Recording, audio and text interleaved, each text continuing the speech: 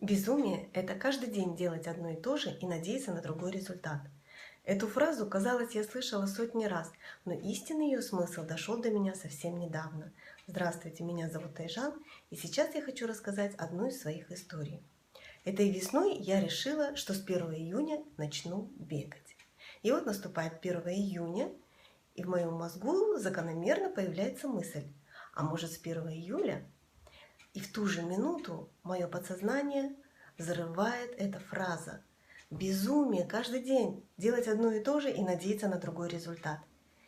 И она как прожектором освещает всю мою привычную схему поведения. И я беру телефон и пишу сообщение своему тренеру. Возьмите меня в свою июньскую группу, готова бегать на любых условиях. И в ту же минуту приходит ответ.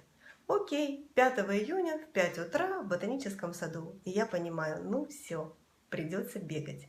И я начала бегать. Этого мне показалось мало. Я еще начала ходить пешком на работу по 4 километра утром и вечером. В дни тренировок у меня выходил километраж больше 20 километров. Я очень уставала, у меня все болело, ноги от бедра до кончиков пальцев. На пальцах были такие кровавые мозоли, как у балерин, двойные, тройные. Но все проходило, как рукой снимало, как только я начинала бегать или ходить. И вот уже 3-й месяц я как Форест Гамп, без остановки, ну почти, как Форест Гамп, без остановки, либо хожу, либо бегаю. За это время произошло очень много. В первую очередь, конечно, уходит лишний вес. Потом я поменяла работу, которая меня не очень устраивала.